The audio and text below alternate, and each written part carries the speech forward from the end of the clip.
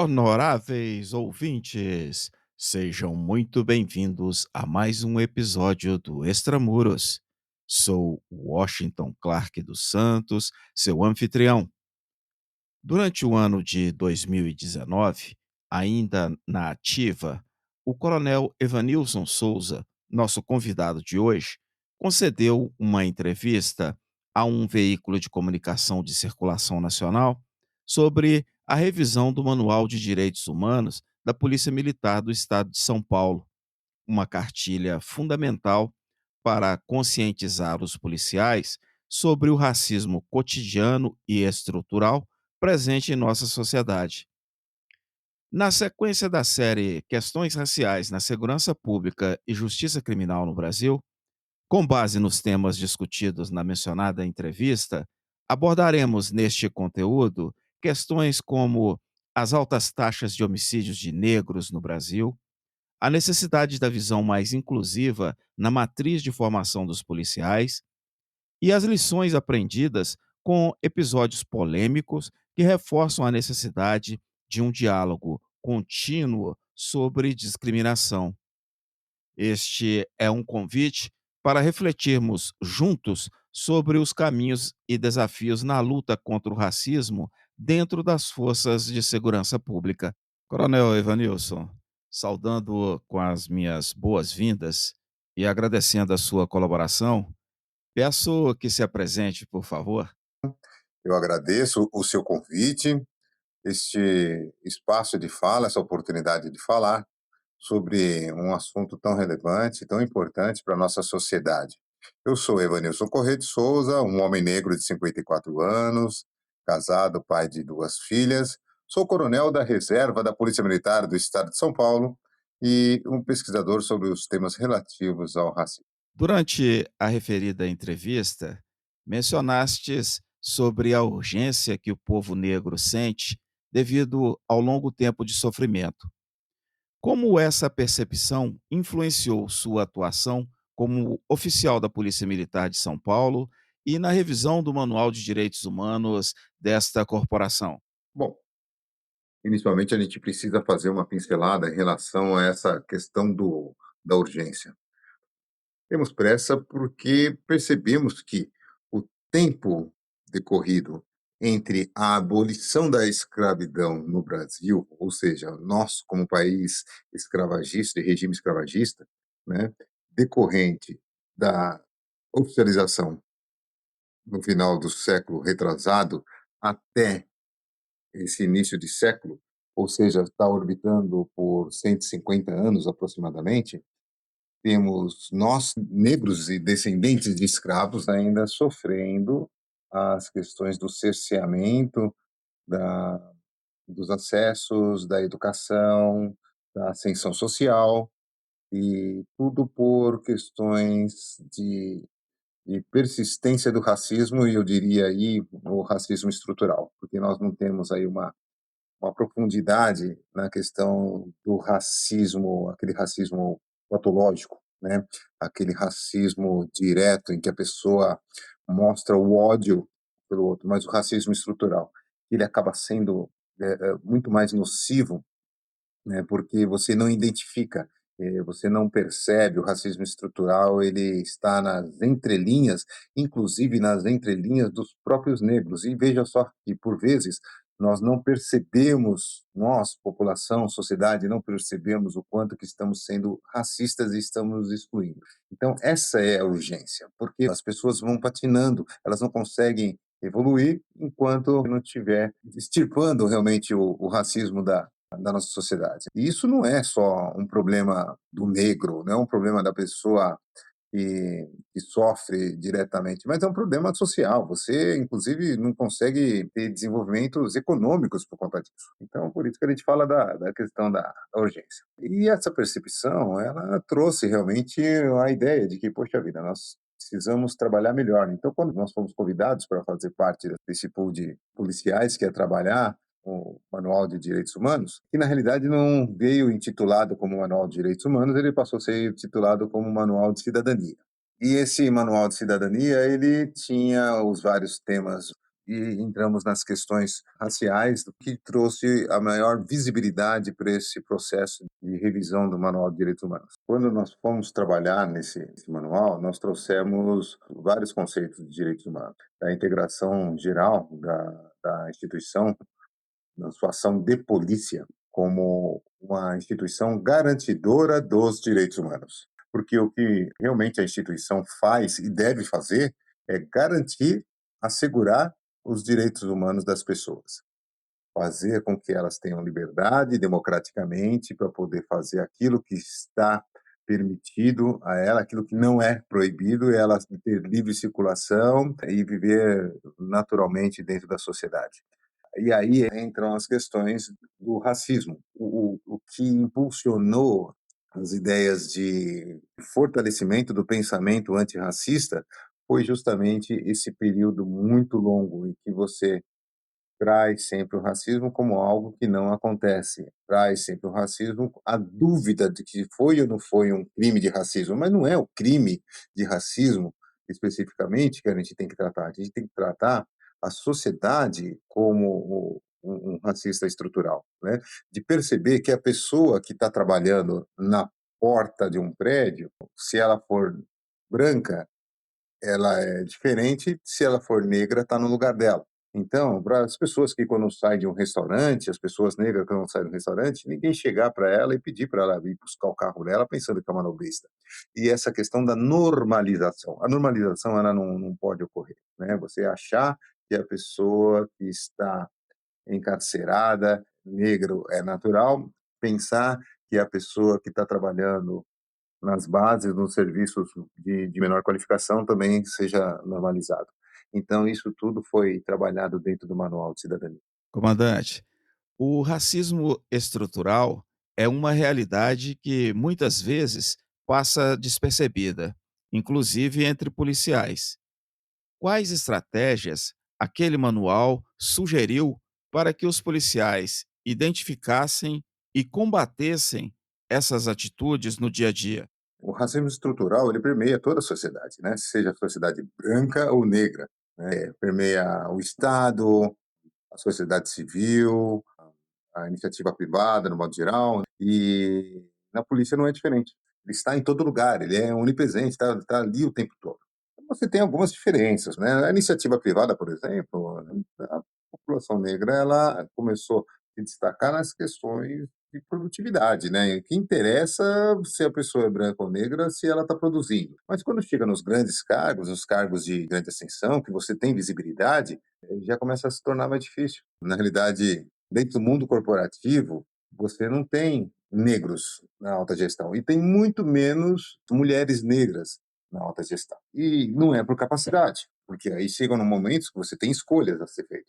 São detalhes assim que a gente precisa trazer à luz para mostrar e começar a fazer com que as pessoas entendam. Porque não é só você falar, ensinar quais são as normas, o que é a lei. Você tem que mostrar o que é a realidade. A partir da realidade que você começa a mostrar. Concurso público, por exemplo, porque você tem um grande número de negros no concurso público, aqueles que não têm, por exemplo, entrevista, não tem uma outra cancela assim para separar. Porque o concurso público ele não olha a cor ali, né? Você está fazendo a prova ali, está prestando o concurso. Então você, no serviço público, tem muitos negros. E essa é uma facilidade de exemplo que nós possamos mostrar. Então, dentro desse espaço, da estratégia que a gente conseguiu colocar, foi falar justamente, né, o que é a polícia para o manual, como que o policial age, se é o racismo próprio ou se é a questão da ocorrência. A ocorrência é mais fácil. O atendimento de ocorrência, porque o policial ele atende a ocorrência identificando o racismo. Ele vê o crime de racismo, ele atende a ocorrência de racismo, mas ele não enxerga o racismo que por ele permeia e que ele comete também. O manual indicou pontos nevrálgicos aí do racismo estrutural, do autoquestionamento, da abordagem, do local, do porquê, até para apontar que o criminoso não tem cor também, né? Independente disso, você não vai deixar de abordar porque a pessoa é negra, mas você tem que entender por que você está abordando. E aí eu entro nessas questões que eu acho que são mais importantes para a gente discutir, que são o dia a dia policial. As estratégias, especificamente, elas passam pelo autoconhecimento, o autoquestionamento, identificação do motivo, por que eu estou abordando essa pessoa, Isso é importante. Logicamente, o policial tem as questões da experiência como profissional, como técnico, e o que nós chamamos de tirocínio policial, ele identificar que tem algo errado ali. É uma visão rápida daquilo. Ele olha para um espaço, ele identificou que existe alguma coisa diferente. É uma pessoa que esteja com roupas diferentes, uma pessoa com roupa de frio no calor, essas coisas assim, um movimento diferente quando a pessoa viu a viatura, viu o policial. Agora, o tirocínio policial não pode identificar a pessoa negra como o suspeito padrão. Essa é a questão que a gente coloca. E o principal, que é o atendimento do 90, que é a solicitação da ocorrência pela população. E, de repente, a pessoa fala lá, aqui eu tenho um indivíduo suspeito aqui na frente da minha casa. O que é o indivíduo suspeito para o cidadão que está fazendo a solicitação da presença da viatura da Polícia Militar para fazer o patrulhamento ali e identificar ali a pessoa? Muitas vezes por ser uma pessoa negra. E esse filtro o nosso policial precisa ter. Como enxergas as narrativas que vinculam a crescente taxa de vítimas de homicídios na população negra à atuação da polícia e como tais narrativas influenciam o comportamento dos policiais negros? A ação técnica policial, ela tem que ser constante. Não estou falando da polícia preta ou da polícia branca. A gente tem procurado escrever um trabalho que é ah, a corpo debaixo da farda. Quem é o policial negro? O que o policial negro sente, o que o policial negro vê, o que o policial negro absorve do racismo, o que o policial absorve da instituição, que é contaminada tanto quanto as outras pelo racismo estrutural, e não falo aqui do racismo institucional, falo do racismo estrutural, porque institucionalmente é quando uma instituição realmente ela colabora para que o racismo progrida e ele esteja presente ali de forma direta ou indireta na instituição. Já o racismo estrutural não, é aquilo que você permeia de maneira involuntária e trazendo os costumes e da cultura da nossa sociedade. São coisas diferentes. O policial negro, ele tem uma responsabilidade muito grande nisso, e não é imputar a responsabilidade ao policial negro, mas para ele fazer, dar essa percepção, né? Ele precisa ter esse start também. Ele não pode ficar acanhado e não mostrar que aquilo pode ser racismo. Ele mesmo enxerga muitas vezes o negro e às vezes com maior severidade o indivíduo que esteja infringindo a lei. É como você voltar aos seus próprios grupos. É o policial que sai da periferia, ele nasceu, foi criado na periferia, entrou na instituição e ele quer voltar para a periferia, porque lá ele conhece todo o processo, é o ambiente que ele viveu e ele quer tentar resolver o que está ali. Quanto às narrativas, a gente não pode correlacionar uma coisa com a outra. E não pode deixar que o policial, principalmente o policial negro, seja parte desse processo e vinculado a essas narrativas. De que maneira a formação nas escolas da Polícia Militar pode ser aprimorada para desconstruir o conceito de que os policiais trazem consigo uma, abro aspas, bagagem de diferenciação da visão sobre o negro, fecho aspas, e orientá-los sob um prisma mais inclusivo? Veja só, uma das formas que eu passava e passo ainda, né, para que os nossos policiais vivenciem a situação do racismo, por exemplo, é a farda. O policial militar, principalmente, ele é discriminado também. Ele é um indivíduo discriminado, ele por vezes ele tem a fama, vamos dizer assim, a imagem, e até construída pela nossa mídia durante tanto tempo, que vai colocando o policial como uma pessoa desprovida de saber, de inteligência, de conhecimento, de capacidade intelectual de discernir das formas de agir, né? Então, é o bobão, né? Midiaticamente falando, né? E isso também não se desvincula, por exemplo, das questões do racismo estrutural, né? Porque a nossa teledramaturgia, por exemplo, ela trouxe durante anos a pessoa negra como empregado, como marginal, como infrator da lei, ou com a novela de época que é sempre o escravo. Eu sou homem de 54 anos e eu demorei muito para ver negros protagonistas nos nossos universos, né? Nos nossos espaços de dramaturgia. E isso daí é retransmitido para o senso comum da sociedade que entende que o policial também não é um ser com inteligência suficiente para a solução de problemas, para atendimento, para escrita, para fala. nas nossas conversas, né? E eu sempre proponho que os instrutores, os professores usem essa metodologia para poder colocar o exemplo, né? O que que o policial sente quando ele está fardado em determinados ambientes e como ele se sente quando ele não está fardado, né? Ou seja, o policial fardado, por vezes, ele é discriminado por ser policial, por estar fardado. Ao envergar a farda, as pessoas não enxergam, ele passa a ser parte da paisagem. Não fala um bom dia, não cumprimenta, não vê o policial ali. E quando vai conversar com o policial, pensa que o policial vai ser um ser truculento, que não vai conseguir argumentar, ou que não tem a capacidade de resolução de problemas. E aí eu levo esse pensamento. O policial, em um ambiente social, sem a farda, e ele chega e conversa numa festa, ou em algum lugar, ou na faculdade, ou em outro espaço em que ele atue, talvez até com uma segunda profissão, coisa assim, e alguém vira para ele e fala assim: Nossa, mas você nem parece policial, ao saber que ele é policial. Ou seja, você tira a farda, você tira a casca ali, e aquele indivíduo passa a ser um membro qualquer da sociedade. E quando ele é reconhecido como policial, ele é visto como uma anomalia policial. E não, ele não pode ser policial com esse conhecimento todo. Então ele tira a farda. E os exemplos que nós usamos é assim, né? O policial tira a farda e ele passa a ser como qualquer pessoa da sociedade. A pessoa negra, ela não tira a pele, ela continua sendo negra em qualquer lugar. Então, quando ela vai entrar num restaurante diferente, num shopping center, ele ainda vai ser visto de maneira discriminatória, né? E essa leitura é importante para que o policial saiba comparar o que sente na pele do policial. As mulheres têm muito disso, as mulheres conseguem ter uma sensibilidade maior para o racismo que os homens, porque as mulheres são extremamente discriminadas, principalmente no nosso país, que é extremamente machista também. Morrem mulheres todo dia, mulheres são violentadas, mulheres são vítimas o tempo todo. Elas percebem essa violência, elas percebem, têm mais empatia em relação às questões raciais. Como a polícia militar pode ser uma ponta de lança no combate à discriminação racial e quais são os principais desafios que a corporação enfrenta nesse esforço? O combate ao racismo, ele não é fácil.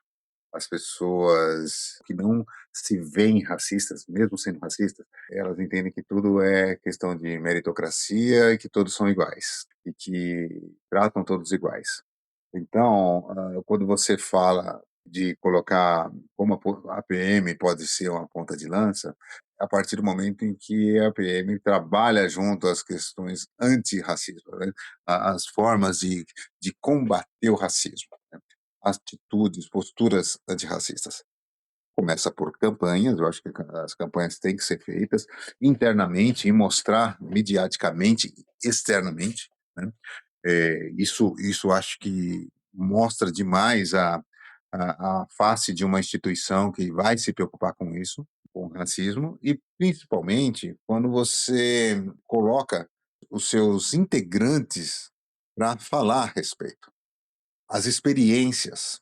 Eu acho que usar, eu não vejo dificuldade nenhuma, porque quando eu comecei a trabalhar o racismo na instituição, eu recebi muitos e-mails, muitas informações, muitos contatos de policiais negros, não só aqueles que sofreram racismos ou que se sentiram discriminados dentro e fora da instituição, mas principalmente por se identificarem com as nossas respostas, né, com as nossas informações, com os nossos momentos. Quando a gente fala da questão da ascensão do policial negro, a gente fala da ascensão do homem e mulheres negros dentro da nossa sociedade, né? Eu vou citar aqui até um exemplo, talvez isso daí seja bem claro para algumas pessoas. Eu fui para um evento que era a assunção de comando de um colega numa cidade do interior e estava disposto no palanque com outras autoridades, devidamente fardado. E, né, descendo lá do palanque, vieram duas policiais a conversar comigo e pediram para fazer a foto comigo. Fizemos a foto e uma delas perguntou: "O senhor sabe por quê, né?" E a outra respondeu: "Nós nunca vimos um coronel negro de perto." A distância de ver um coronel negro de perto, uma alta patente negra de perto, é tão significativa para o grupo de policiais negros e isso tem que ser enaltecido, tem que ser mostrado, porque ali a gente não é um espécime raro, Não é a questão da meritocracia, porque essa meritocracia é falsa, mas é o significado que tem os espelhos. Espelhos são pessoas como você que estão em condição tão qual outras pessoas que você pensa que não é igual. Esse é um grande espaço que a instituição pode trabalhar, principalmente porque a instituição tem um número de policiais negros muito grande. E estou falando em termos de campanha, em termos de ação policial. Isso pode ser feito. Eu não estou falando somente da ação de polícia, eu estou falando em relação à ação de direitos. Caminhando para o final de nossa conversa, meu caro, na satisfação pelo contato e gratidão pela pronta resposta, deixo este espaço para suas considerações finais. Fraterno abraço. Washington, eu fiquei muito feliz em participar desse projeto, dessa entrevista. Conte sempre conosco quando precisar falar algum assunto pertinente a essa área que a gente continua pesquisando, estudando. Eu aproveito, inclusive, essa oportunidade para falar que, com mais profundidade, nós tratamos esse tema em um dos capítulos do livro Polícia Preventiva do Brasil, Direito Policial e a Abordagem em Busca Pessoal, que traz uma coletânea de autores que falam sobre a abordagem policial e da questão do tirocínio policial, do ímpeto policial técnico da abordagem. Nesse livro, nós temos um capítulo escrito que trata justamente do racismo. É o capítulo 6, a abordagem policial sob o prisma do racismo estrutural, os limites entre técnica e preconceito. E aí a gente trata desse assunto que nós falamos hoje de maneira mais detida, para entender um pouquinho as questões dos vícios culturais, do arcabouço de informações policiais, a experiência policial, tudo se conta e a gente faz um paralelo aí com a questão do racismo estrutural. Eu espero que esses assuntos eles continuem sendo muito bem trabalhados e melhor estudados, né? Tem que trabalhar cientificamente as questões do racismo e da estrutura policial. Então, muito obrigado, forte abraço, boa noite a todos. Honoráveis ouvintes, este foi mais um episódio do Extramuros. Sou Washington Clark dos Santos, seu anfitrião. No conteúdo de hoje, conversei com o coronel reformado da Polícia Militar do Estado de São Paulo, Evanilson Souza, na sequência da série Questões Raciais na Segurança Pública e Justiça Criminal no Brasil. Acesse os links de pesquisa em nosso website e saiba mais sobre este conteúdo. Comente, inscreva-se e compartilhe nosso propósito. Será um prazer ter a sua colaboração. Pela sua audiência, muito obrigado e até a próxima.